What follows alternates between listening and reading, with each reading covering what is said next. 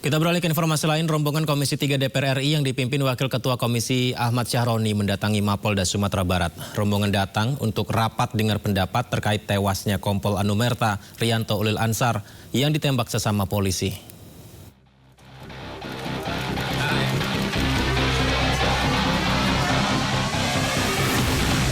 Rombongan Komisi 3 DPR RI yang dipimpin Wakil Ketua Komisi Ahmad Syahroni mendatangi Kapolda Sumatera Barat.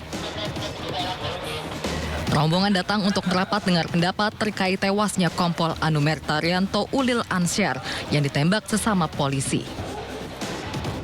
Rapat dengar pendapat yang merupakan kunjungan kerja anggota DPR RI bidang penegakan hukum ini digelar secara tertutup. Kapolda dan jajaran, kita mau dengerin apa yang terjadi kemarin. Ya, kita mau rapat dulu. Poin-poinnya apa sih, Pak? Apa aja poinnya? Ya, poinnya kemarin aja perkara terkait dor-mendor aja. Ada lokasi nggak, Bang? Enggak. Nanti kita dengar cerita dari Pak Kapolda langsung. Sebelumnya, Komisi 3 DPR RI menyatakan perbuatan tersangka AKP Dadang Iskandar yang membunuh Kompol Anumerta Rianto Ulil Ansar harus ditindak hingga tuntas. Dari Padang, Sumatera Barat, Budi Sunandar, iNews melaporkan. Pemirsa, 4 korban longsor di Desa Semangat Gunung, Kabupaten Karo, Sumatera Utara kembali ditemukan. Keempat korban ditemukan dalam kondisi meninggal dunia. Total korban ditemukan saat ini menjadi 8 orang, sementara 2 orang masih dalam pencarian.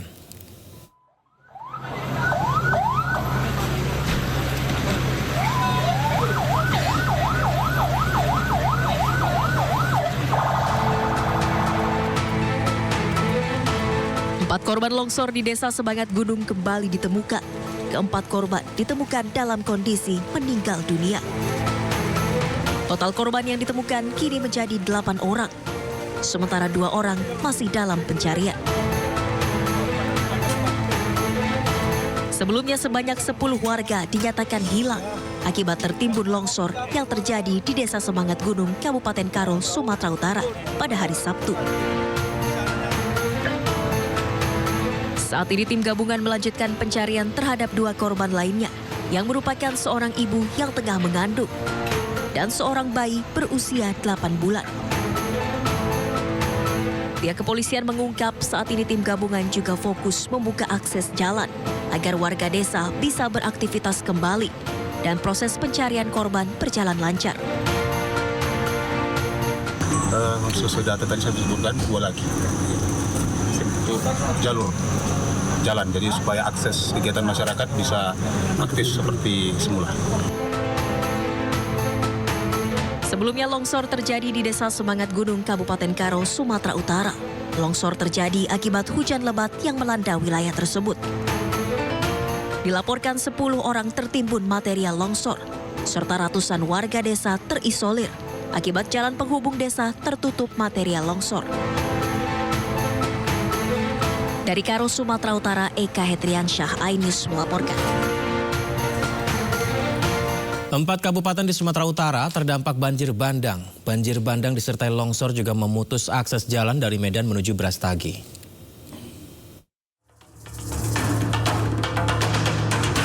Banjir bandang menerjang Desa Martelu dan Desa Sala di Kecamatan Sibolangit, Deli Serdang, Sumatera Utara pada Sabtu 23 November 2024. Akibat peristiwa ini 4 orang dinyatakan meninggal dunia, 2 lainnya dinyatakan hilang. Tidak hanya Deli Serdang, banjir bandang dan tanah longsor di Kabupaten Karo mengakibatkan jalan utama penghubung desa menuju kota terputus. 5 desa di Kecamatan Brastagi dan Merdeka pun terisolasi.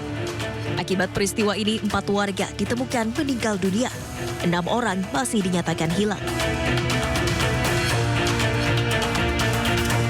Di Padang Lawas, 4 warga dinyatakan meninggal dunia usai dilanda bencana longsor pada Sabtu 23 November 2024. Keempatnya tewas setelah sebelumnya sempat dinyatakan hilang tertimbun tanah longsor.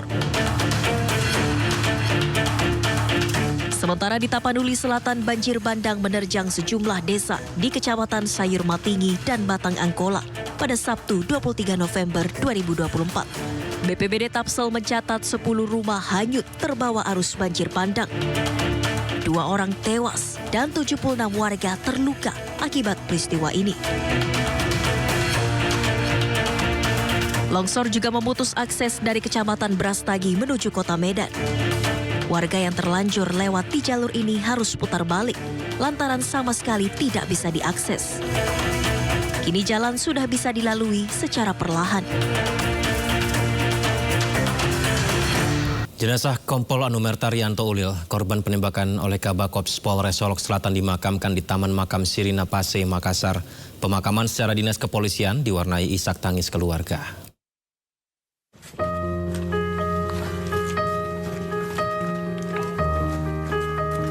Jenazah almarhum Kompol Anumerta Rianto Ulil dimakamkan di Taman Makam Sirina Pase, Biringkanaya, Makassar, Senin siang. Pangkat Rianto Ulil dinaikkan 1 tingkat menjadi Komisaris Polisi atau Kompol dari pangkat sebelumnya Ajun Komisaris Polisi atau AKP.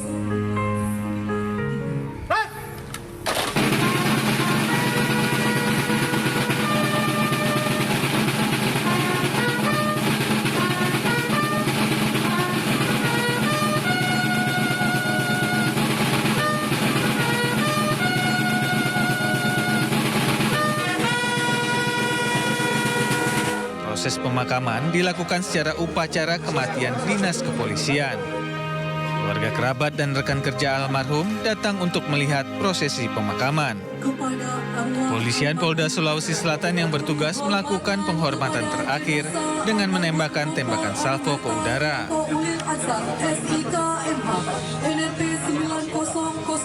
Prosesi pemakaman diwarnai tangis haru keluarga yang tidak menyangka almarhum meninggal dunia dengan cara yang tragis. Ya kan mamanya yang mengandung, melahirkan, lalu membesarkan seorang diri. Tiba-tiba dipanggil dengan cara yang sakit ya Pak ya. Pak, ini kan pelaku sekarang sudah ditersangkakan Pak. Harapan dari pihak keluarga ini apa Pak? Tentu kita minta ke kepolisian terutama yang juga menegakkan aturan, ya tegakkan aturan yang baik. Ayo maaf kamu. Sebelumnya, Kabak Ops Polres Solok Selatan AKP Dadang Iskandar menembak mati Kasat Reskrim AKP Ulil Rianto Ansar di kawasan parkir Polres Solok Selatan. Penembakan diduga dipicu konflik internal terkait penanganan kasus tambang galian C. Pasca penembakan, AKP Dadang Iskandar akhirnya menyerahkan diri ke Ditpropam Polda Sumatera Barat. Korban mengalami luka serius di kepala kanan. Korban tewas usai dirawat di Rumah Sakit Bayangkara, Polda Sumatera Barat. Sementara pelaku masih diperiksa intensif guna mengungkap motif penembakan yang diduga dipicu karena korban menindak pelaku tambang galian C di Solok Selatan yang di-backing pelaku. Tim Liputan iNews melaporkan. Sebelumnya Komisi Kepolisian Nasional mendatangi Polda Sumatera Barat untuk mengawal penyidikan kasus polisi tembak polisi yang menewaskan Kasat Reskrim Polres Solok Selatan Kompol Anumerta Rianto Ulil Ansor.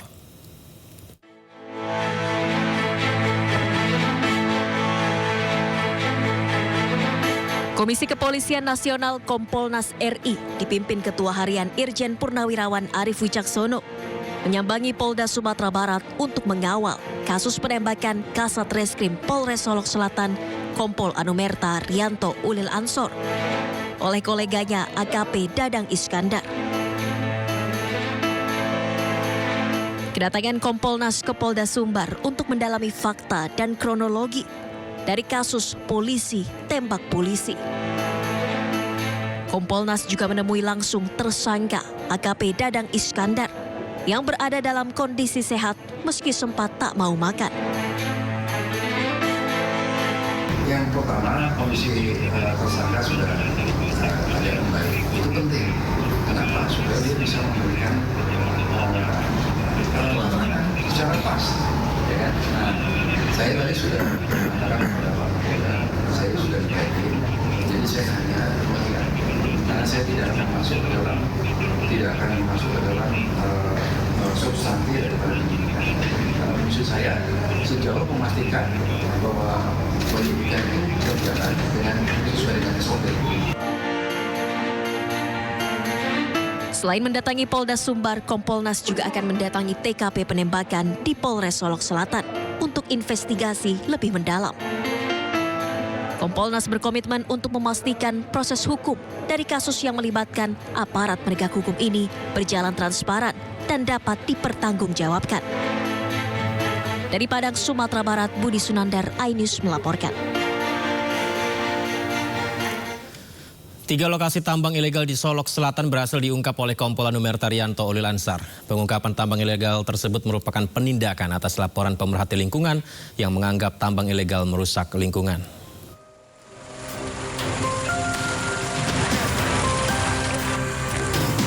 Inilah lokasi tambang ilegal yang berhasil diungkap oleh Kompol Anumerta Rianto Ulil Ansar semasa hidupnya. Terlihat lokasi yang berhasil diungkap adalah lokasi tambang yang cukup besar yang dikelola oleh warga secara ilegal.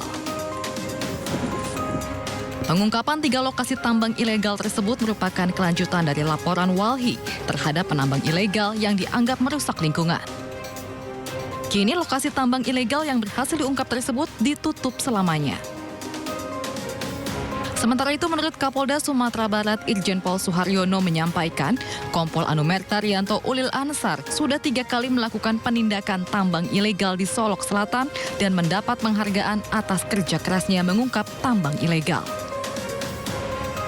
Dia apresiasi pengungkapan perkara apapun sudah 3 kali kami memberikan penghargaan ke Solok Selatan, ke Pak Kapolres, ke Pak Mufti, tetapi sekjunya juga satgasnya juga sudah setahun di sana, prestasinya begitu hebat, loyalitasnya tinggi, kredibilitasnya juga sangat bagus di mata saya sebagai Kapolda, menilai langsung yang bersangkutan. Dan dari keterangan perwira yang lain juga almarhum ini memang orang yang sangat baik, tegas, bijaksana, loyal, apapun yang saya perintahkan dia laksanakan. Ini kan sebagian juga penegakan hukum ini kan perintah saya. Kasat Reskrim Polres Solok Selatan Kompol Anumerta Rianto Ulil Ansar dikenal gigih dan teguh dalam menjalankan tugas dari atasan. Dari Kabupaten Solok Selatan, Sumatera Barat, Budi Sunandar, iNews melaporkan. Menjelang pelaksanaan Pilkada serentak 27 November nanti terjadi sejumlah kasus hukum baik pidana maupun pemilu. Di antaranya OTT Gubernur Bengkulu oleh KPK serta pelanggaran pemilu di Pilkada Kota Metro Lampung.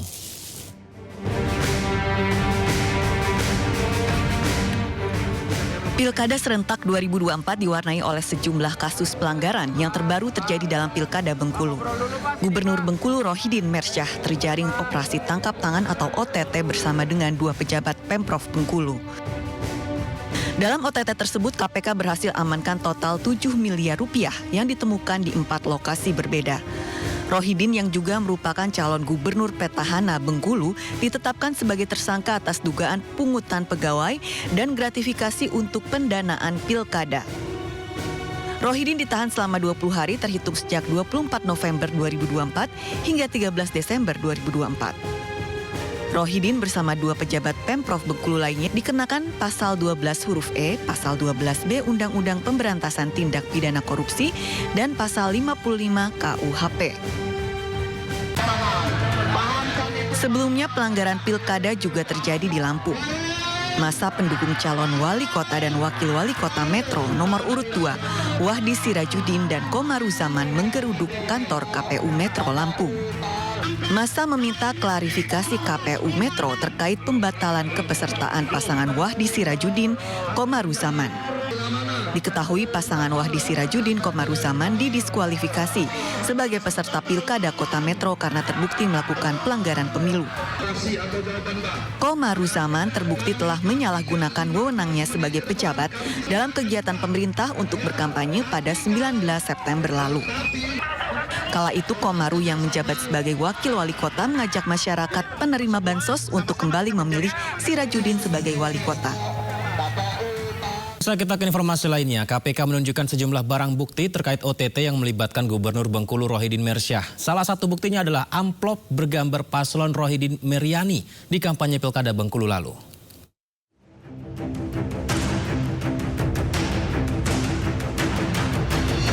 Dalam konferensi persnya, KPK menjelaskan terkait OTT yang melibatkan Gubernur incumbent Bengkulu Rohidin Mersyah.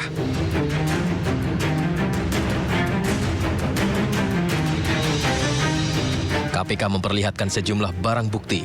Salah satunya adalah amplop bergambar Rohidin Meryani yang diduga ditujukan untuk serangan fajar saat Pilkada Bengkulu. Amplop tersebut berisi uang Rp50.000. Selain itu, tim KPK juga menemukan dan menyita uang sejumlah 7 miliar rupiah, terdiri dari pecahan rupiah, dolar Amerika, Singapura, dari operasi tangkap tangan di Bengkulu Sabtu 23 November 2024 lalu. Kemudian uang tunai sejumlah 370 juta pada mobil saudara RM, serta catatan penerimaan dan penyaluran uang tunai sejumlah total sekitar 6,5 miliar dalam mata uang rupiah, dolar Amerika, dan dolar Singapura pada rumah dan mobil saudara EF.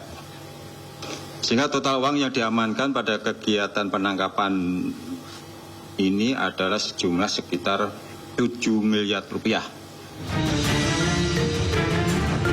Uang-uang yang diduga hasil dari pemerasan dan penyuapan itu, bersama dengan amplop bergambar Rohidin Meryani, diduga untuk kepentingan pilkada dalam pencalonan kembali Rohidin sebagai Gubernur Bengkulu. Saudara RM menyampaikan bahwa yang bersangkutan membutuhkan dukungan berupa dana dan penanggung jawab wilayah dalam rangka pemilihan Gubernur Bengkulu pada Pilkada serentak bulan November 2024. Dalam kasus ini, KPK telah menetapkan 3 tersangka, yakni Gubernur Bengkulu Rohidin Mersyah, Sekretaris Daerah Bengkulu Isnan Fajri, dan Ajudan Gubernur Bengkulu Efriansyah alias Anca. Tim Liputan iNews melaporkan.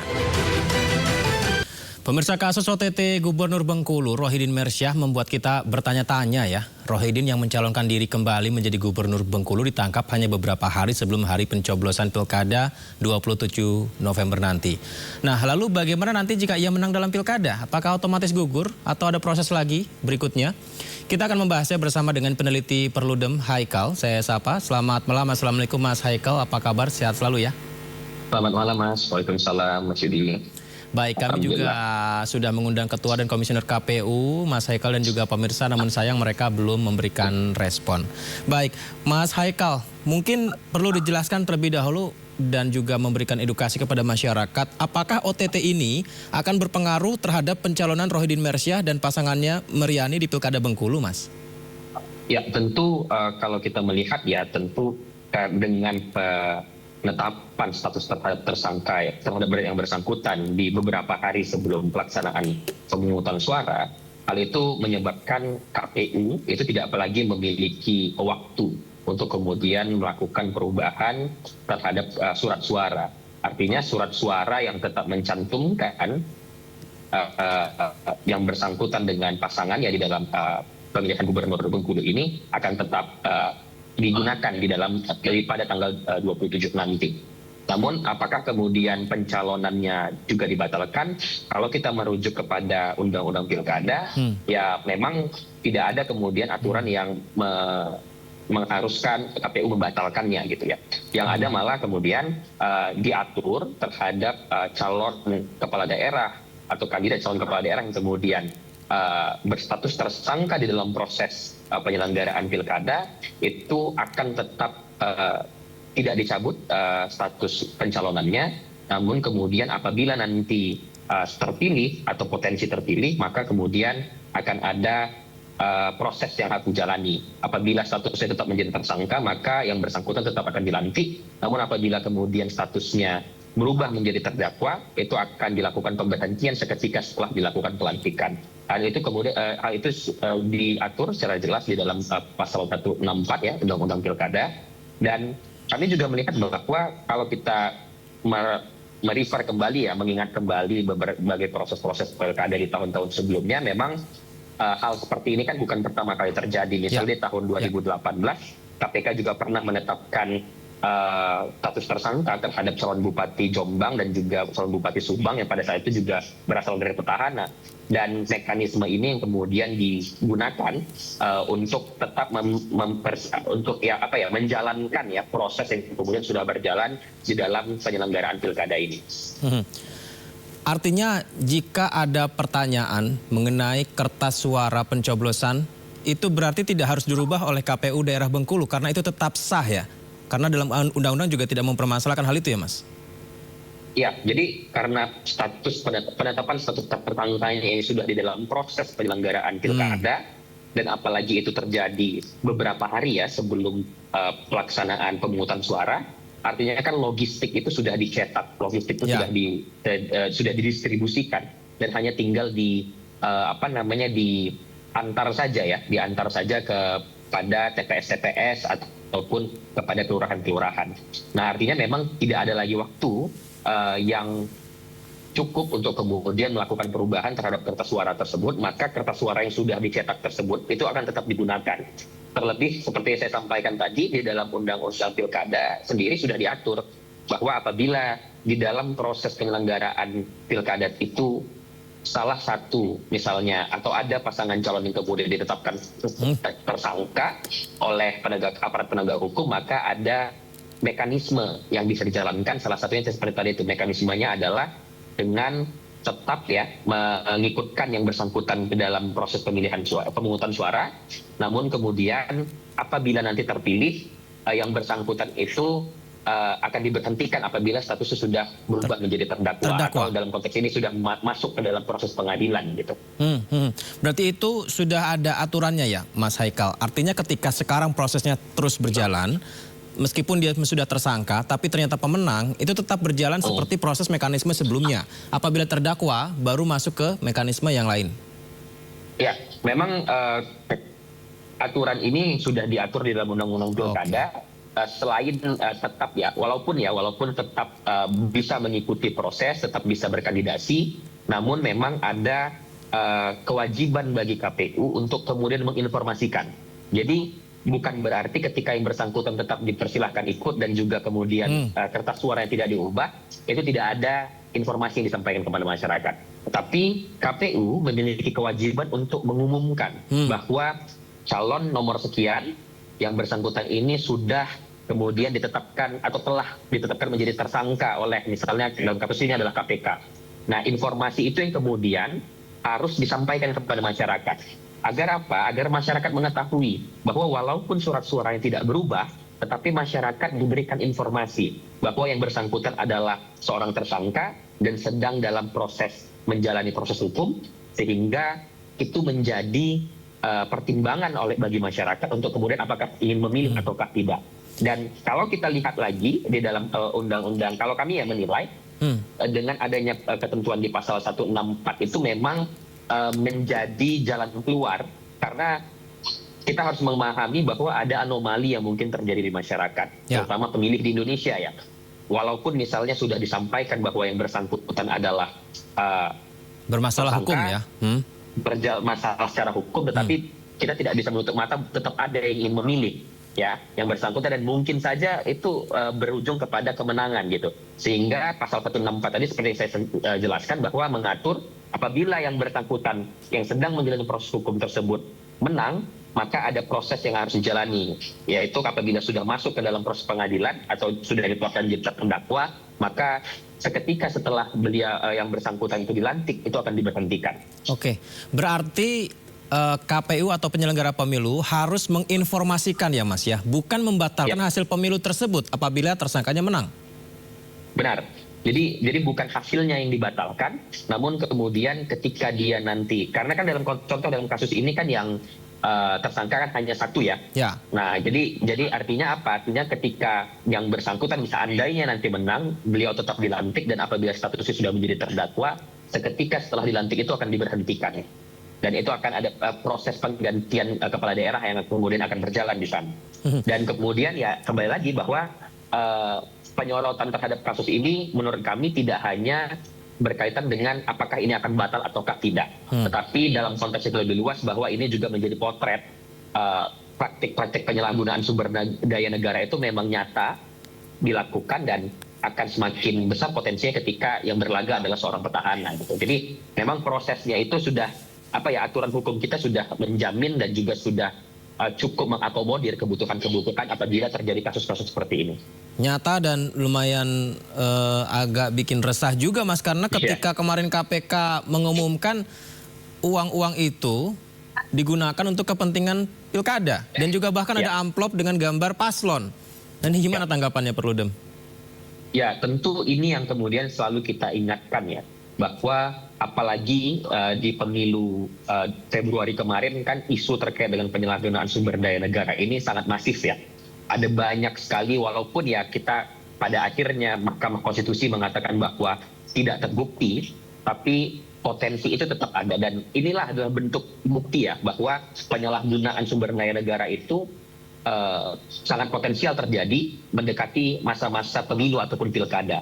Dan itu akan semakin besar potensinya ketika yang melakukannya, yang berlaga adalah petahana atau orang-orang yang didukung oleh petahana.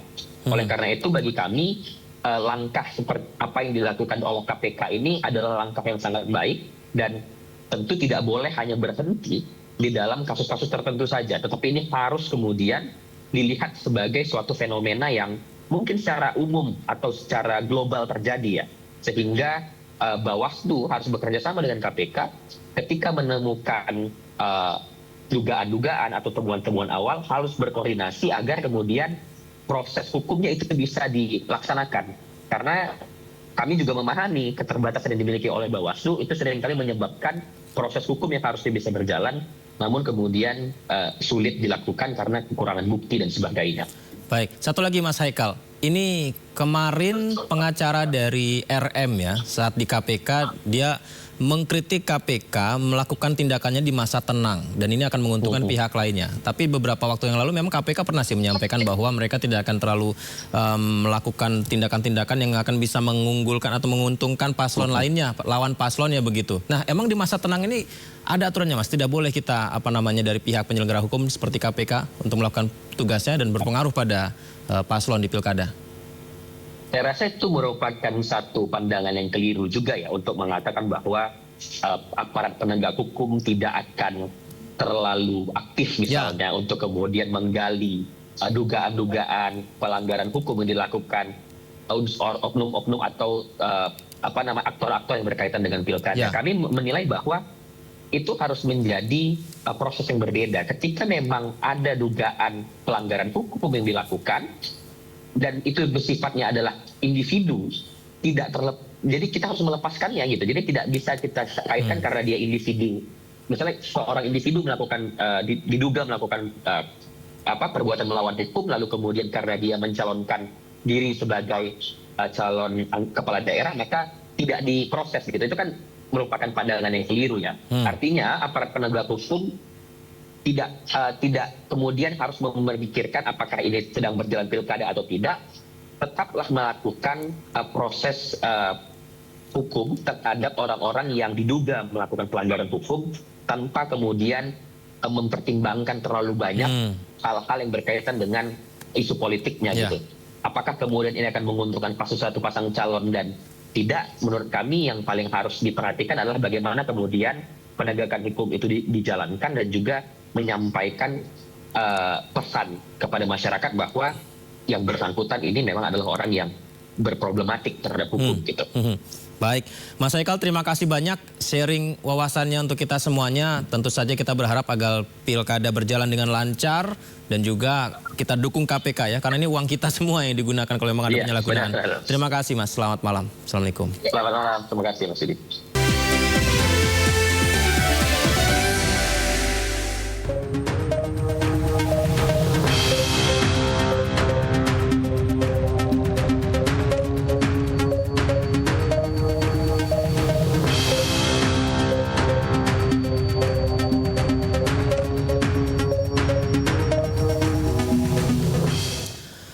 Pemirsa, wacana diadakannya kembali ujian nasional menjadi perbincangan hangat di masyarakat. Menteri Pendidikan Dasar dan Menengah Abdul Muti mengatakan bahwa pemerintah masih mengumpulkan aspirasi dari berbagai pihak sebelum memutuskan kebijakan yang akan diambil.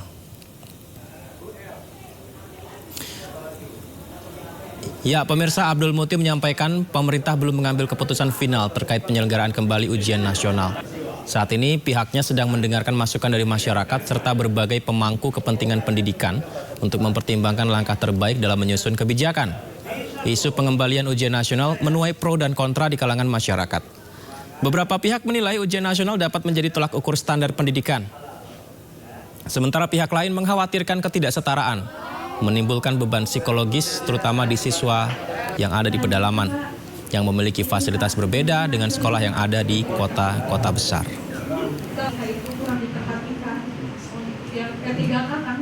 Sekarang saya masih dalam posisi meminta masukan dari masyarakat terkait dengan beberapa kebijakan kementerian yang sekarang ini menjadi polemik. Selain persoalan ujian nasional, zonasi, dan juga persoalan yang berkaitan kesejahteraan guru, kami sekali lagi mengharapkan masukan dari berbagai kalangan yang pada waktunya nanti menjadi referensi bagi kami di kementerian untuk mengambil kebijakan. Karena itu, melalui teman-teman media juga kami mengharapkan ada masukan-masukan itu.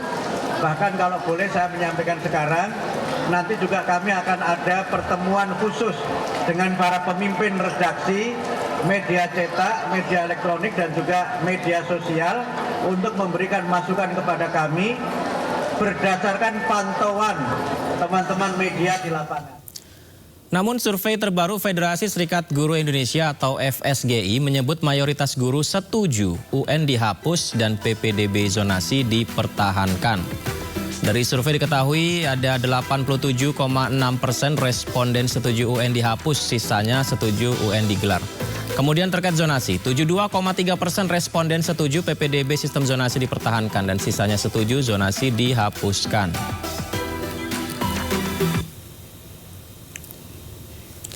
Dan untuk membahas lebih dalam terkait kebijakan bahwa ujian nasional kembali diadakan kembali atau tidak, sudah bergabung bersama kita pemirsa. Ada Ketua Komisi 10 DPR RI, Hetifah Saifudian, kemudian Ketua Dewan Pakar FSGI, Retno Listiarti, kemudian Wasekjen PB PGRI Sumardiansyah. Saya sapa semuanya, Assalamualaikum, selamat malam semuanya Bapak Ibu, apa kabar? Waalaikumsalam. Alhamdulillah, waalaikumsalam. Sehat. Ketemu lagi, Bu Hetifah. Terima kasih sudah bergabung di Dialog Sindo Prime. Kami juga sudah mengundang perwakilan Kemdikdasmen ya Bapak Ibu, tapi hingga saat ini masih belum mendapatkan respon. Saya ke Ibu Retno terlebih dahulu. Bu Retno, hasil survei FSGI menunjukkan mayoritas guru ingin ujian nasional tetap ditiadakan. Bagaimana sebenarnya Bu? Iya, kami mengadakan survei ini sebenarnya betul-betul terbilang baru ya.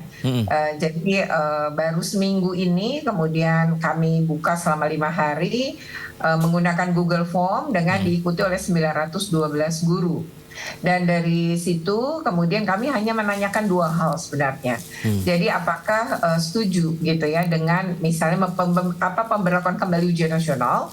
Yang kedua soal mempertahankan sistem zonasi. Di situ setuju atau tidak, kemudian mereka disuruh memberikan alasan. Nah itu, dan ternyata sebenarnya hasil ini jadi berbanding mungkin terbalik ya dengan hasil yang dilakukan oleh organisasi profesi lain yang melakukan survei yang sama. Kalau kami ini di 15 provinsi ya, dan mayoritas guru yang ikut di sini memang guru pada jenjang SMP, itu yang tertinggi. Lalu yang kedua baru jenjang SMA dan SMK. Baik Pak Sumardiansyah, ternyata hasil survei yang disampaikan Ibu Retno tadi seperti demikian. Lantas jika ujian nasional kembali diadakan, apakah ini sudah sesuai aspirasi guru dan orang tua murid Pak? Iya, jadi kami di PGRI sebetulnya juga mengadakan survei, namun untuk penelaan hasilnya masih kami kaji bersama lembaga kajian dan juga Departemen Penelitian dan Pengabdian Masyarakat. Itu yang pertama. Yang kedua, memang dalam beberapa kesempatan PBPGRI terutama melalui Profesor Unifa, Ketua Umum, menyampaikan dukungannya terhadap berlakunya kembali ujian nasional. Namun sebetulnya bukan dalam konteks menjalankan ujian nasional serupa seperti yang kita lakukan pada fase sebelumnya, namun melakukan sebuah proses redefinisi dan juga reformulasi, termasuk bagaimana agar ketika ujian nasional diselenggarakan itu bisa mengukur standar ketercapaian tujuan pendidikan, namun tidak menjadi satu-satunya alat untuk bisa menentukan kelulusan. Otonomi harus tetap ada di tangan sekolah dan juga pemerataan infrastruktur di berbagai satuan pendidikan termasuk sumber daya guru. Itu konteksnya sebetulnya. Baik.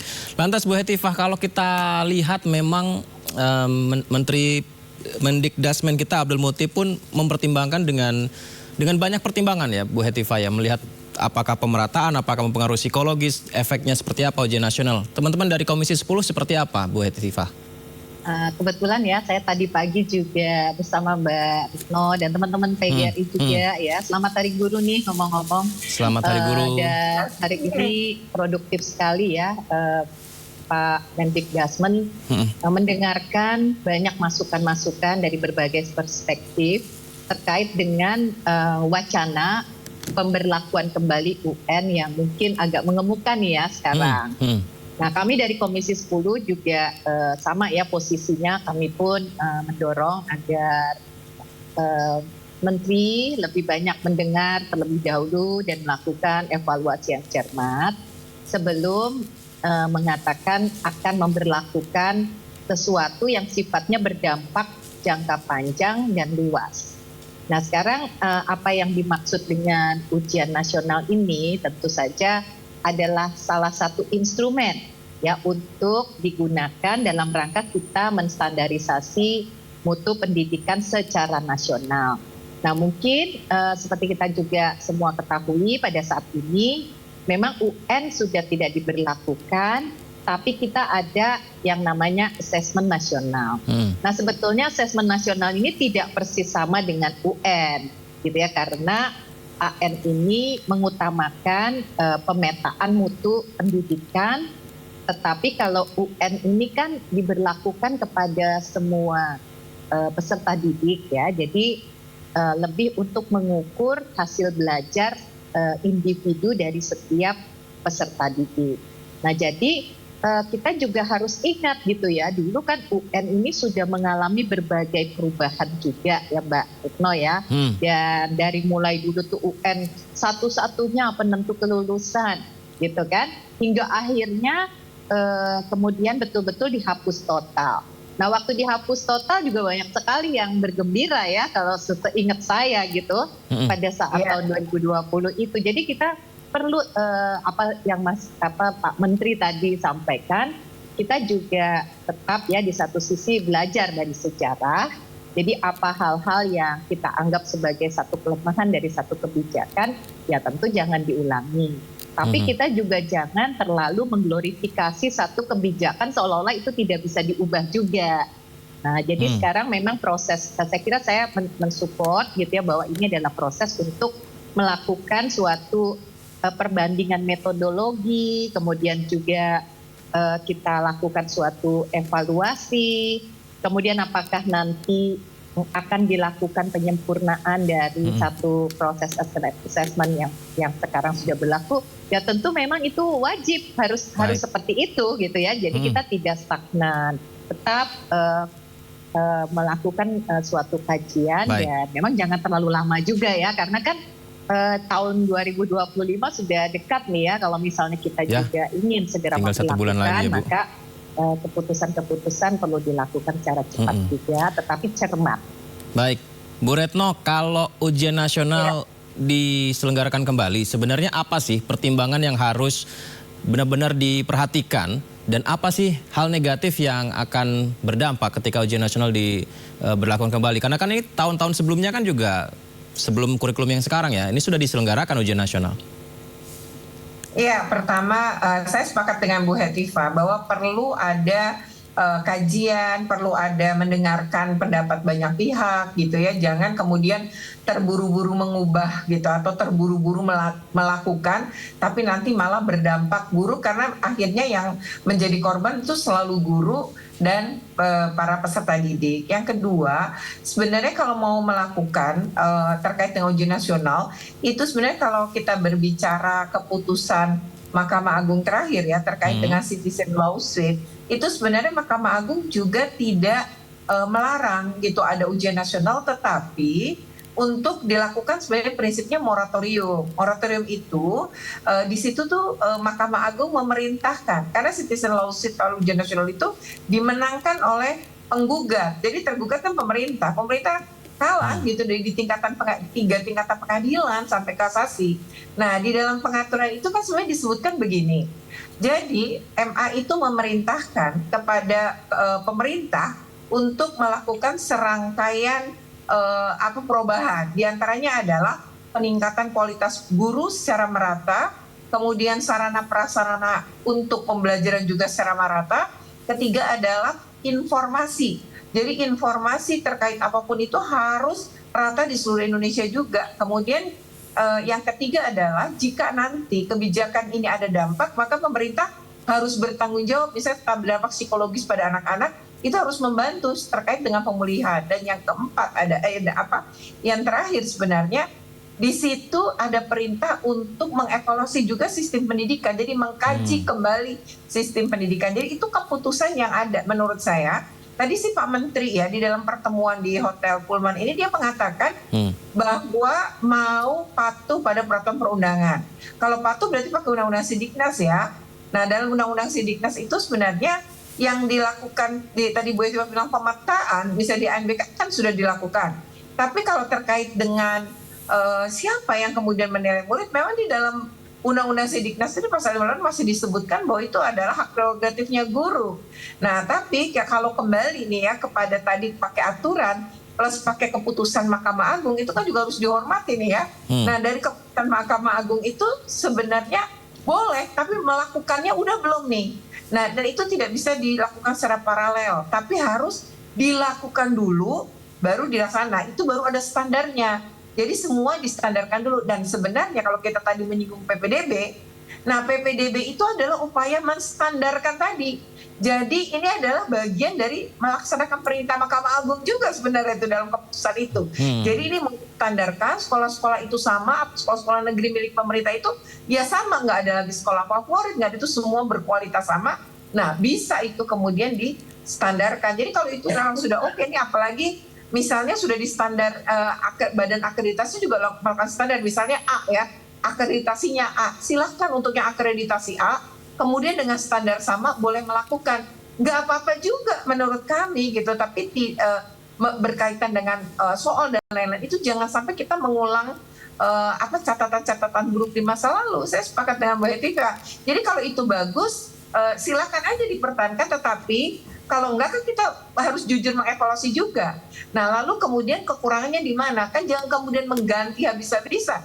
Tapi bisa saja kan dikaji, dievaluasi, diperbaiki, baru nanti sampai baru dapat formulasi yang tepat gitu. Jadi kalau tiba-tiba ya baru ada pemerintahan baru terus tiba-tiba mengubah ini, mengubah itu, saya rasa sesuatu yang diubah secara cepat itu merugikan semua kok. Yang paling kasihan adalah pendidik atau guru dengan peserta didik.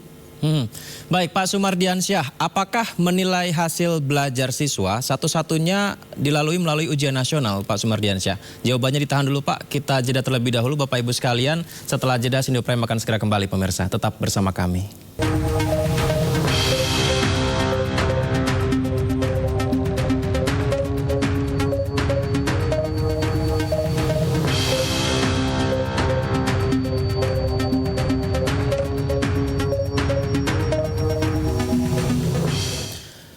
Terima kasih masih bersama kami di Sindo Prime, dan terima kasih Bu Hetiva, Pak Sumardiansyah dan juga Ibu Retno. Saya kembali ke Pak Sumardiansyah. Pak Sumardiansyah, apakah menilai hasil belajar siswa yang belajar sudah sekian lama, satu-satunya menguji mereka sudah mendapatkan atau memahami pelajarannya itu adalah melalui ujian nasional, Pak? Iya, tentu tidak, Mas, karena secara organik penilaian itu hasil dari proses interaksi antara guru dengan peserta didik. Dan secara otentik prosesnya berkelanjutan. Dia terintegrasi di dalam perencanaan, pembelajaran, dan asesmen itu sendiri. Dia jadi satu rangkaian, satu proses yang tidak terputus. Nah, itu yang pertama. Yang kedua, secara kelembagaan memang otonomi penilaian itu ada di tangan sekolah melalui guru. Namun kita memahami mengapa sampai muncul wacana menghidupkan kembali ujian nasional, tentu berangkat dari realitas, dari keprihatinan bahwasanya kita melihat pembelajaran oleh guru, penilaian oleh persekolahan termasuk ketika penentuan kenaikan kelas itu belum berjalan sebagaimana mestinya. Misalkan saja ditemukan kasus masih ada seorang anak yang seharusnya sudah levelnya jenjang menengah ke atas, namun kemampuan literasi numerasinya masih minim. Nah, itu kan berarti ada satu loss control yang dilakukan oleh guru dalam proses penilaian, termasuk oleh sekolah ketika melakukan rapat dewan guru. Tentu dalam hal ini kita tidak serta-merta menyalahkan sekolah ataupun guru, sebab variabelnya banyak. Perbedaan infrastruktur, perubahan kurikulum yang selalu cepat terjadi, kemudian minimnya dukungan dari birokrasi, pelatihan guru juga yang belum merata. Nah, ini juga berakibat rendahnya kualitas pembelajaran yang implikasinya nanti terhadap hasil asesmen penilaian. Nah, pada titik ini pemerintah merasa perlu mengintervensi untuk melakukan semacam checks and balance, triangulasi data. Sebuah proses pembelajaran dan asesmen yang sudah dilakukan oleh guru, oleh persekolahan, maka diuji lagi dengan satu standar nasional di mana alat asesmennya, soalnya itu dibuat oleh pemerintah. Nah, ini juga soal pemerintah, kita juga memberikan masukan, ada baiknya jangan jeruk makan jeruk, tapi sebuah lembaga independen yang justru melakukan proses monitoring, supervisi, evaluasi terhadap jalannya assessment ataupun ujian untuk mencapai standar.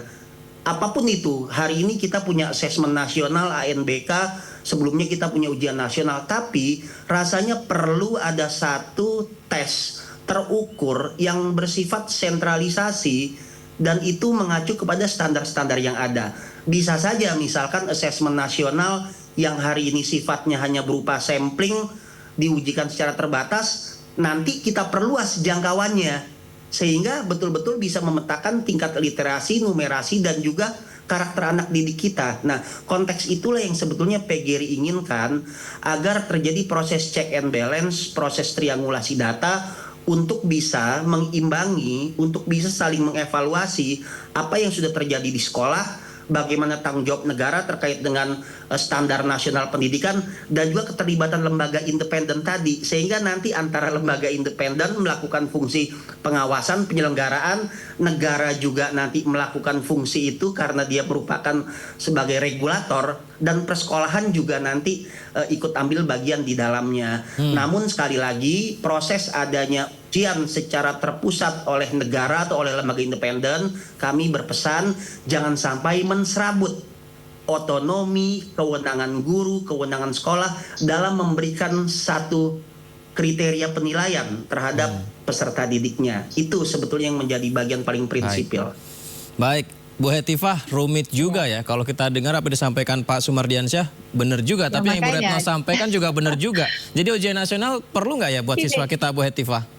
Kalau ya, tujuannya ya, kalau saya sebagai ini dari sisi public policy gitu ya, kita kan pengen membuat suatu kebijakan itu berbasiskan suatu data, gitu ya, suatu pemetaan gitu ya. Misalnya sekarang kita ingin kita nggak punya nih data gitu ya, secara nasional yang mencakup semua siswa gitu ya, dan karena asesmen nasional yang ada sekarang mungkin udah bisa menggambarkan mutu satuan pendidikan, tapi bagaimana masing-masing siswa gitu ya, dan itu dianggap penting, ya sebetulnya bukan tidak mungkin kan, kita namanya data itu selalu bermanfaat.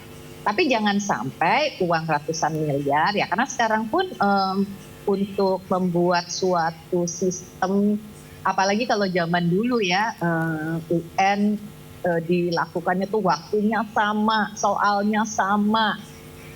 Kemudian juga tidak secara online kan ya, harus ada distribusi ke berbagai tempat, harus ada pengawas yang jumlahnya beratus-ratus ribu dan sebagainya. Itu jelas akan juga menambah anggaran karena kita tetap lakukan asesmen nasional, tambah lagi kita melakukan ujian nasional. Nah, selama itu memang bisa dipertanggungjawabkan gitu ya, bahwa ini data memang penting dan untuk digunakan sebagai apa. Nah, ini kan yang penting seperti itu, bukan kita membuat ujian nasional dengan alasan-alasan misalnya, oh anak-anak kalau tidak dikasih ujian nggak ada motivasi nih, jadi harus ditakut-takuti, namanya juga ujian gitu ya. Atau kita pakai aja istilah lain kalau memang kita ingin mendapatkan peta atau data Sementara yang namanya penilaian tetap dilakukan, tadi kan oleh Pak Sumardiansa ditekankan ya, sekarang sekolah punya otonomi. Nah, supaya sama standarnya, mungkin disitulah peran pemerintah pusat.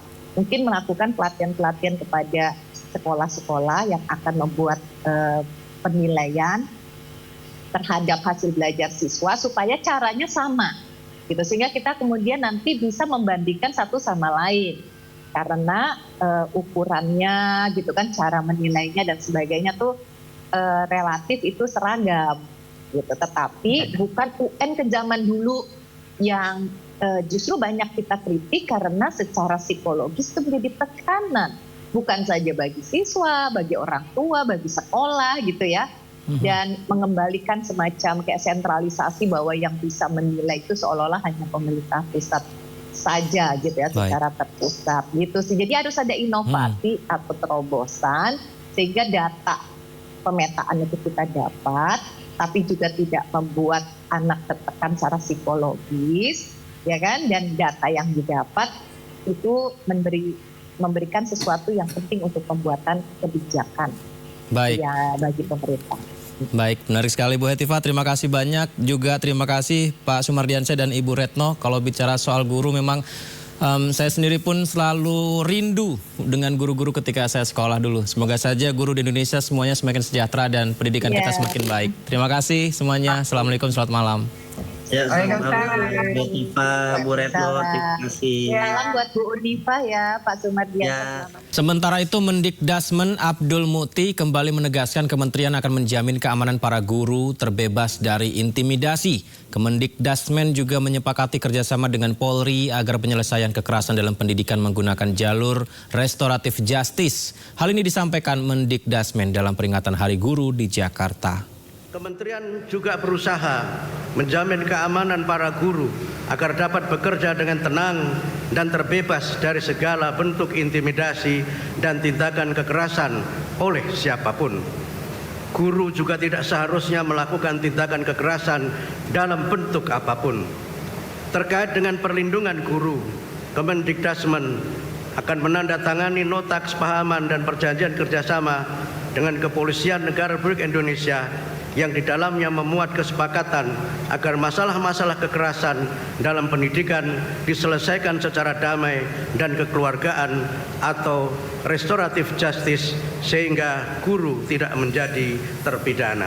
Pemirsa, oknum pegawai Komdigi tersangka mafia judi online berbagi peran dalam mengamankan situs judi online. Mereka berhasil meraup untung hingga ratusan miliar rupiah dari judi online.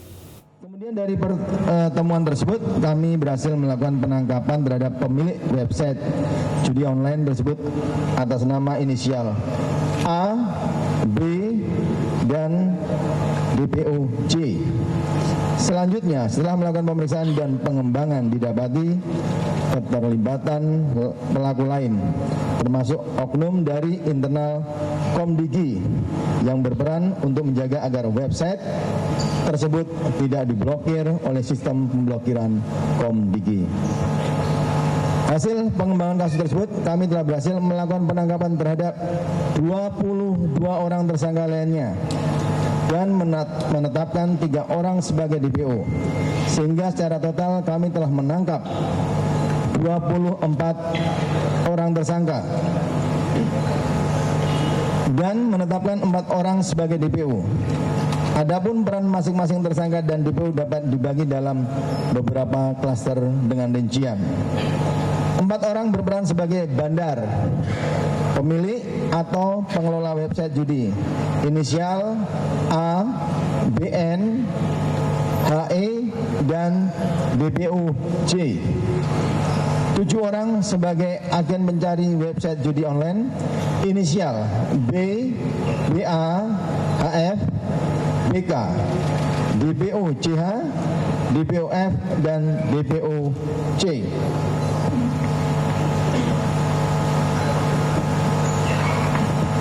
Tiga orang berperan mengepul list website judi online dan menampung uang setoran dari agen, inisial A alias M, MN, dan DM.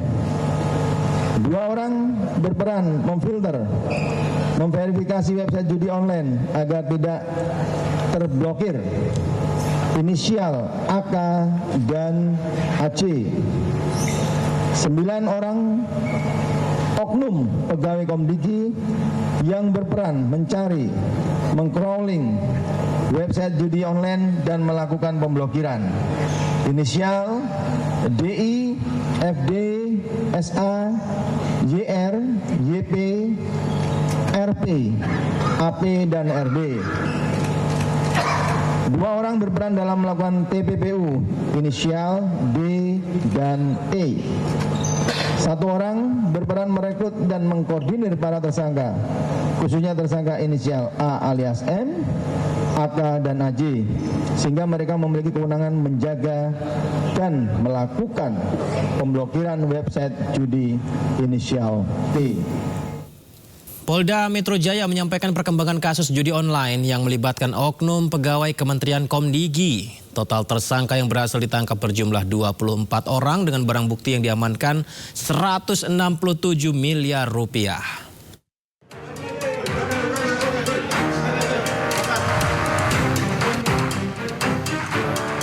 Polda Metro Jaya menetapkan 24 orang sebagai tersangka dalam kasus dugaan penyalahgunaan wewenang pemblokiran situs judi online yang melibatkan oknum pegawai Kementerian Komdigi. Puluhan tersangka ini terbagi dalam sejumlah peran dalam keterlibatannya memelihara situs judi online. Sebanyak 9 pegawai dan 1 orang staf ahli Komdigi juga termasuk dalam tersangka yang diamankan. Staf ahli tersebut adalah Adi Kismanto yang sebelumnya disebut-sebut tidak lolos seleksi masuk ke Kementerian Komdigi. Saat konferensi pers, Adi juga dihadirkan bersama Zulkarnain Aprilianto dan Alwin Jabarti Kemas, serta pegawai Komdigi lainnya yang telah mengenakan rompi oranye. Dari tangan para tersangka, polisi menyita berbagai barang bukti yang nilainya fantastis mencapai 167 miliar rupiah. 13 buah barang mewah senilai 315 juta rupiah.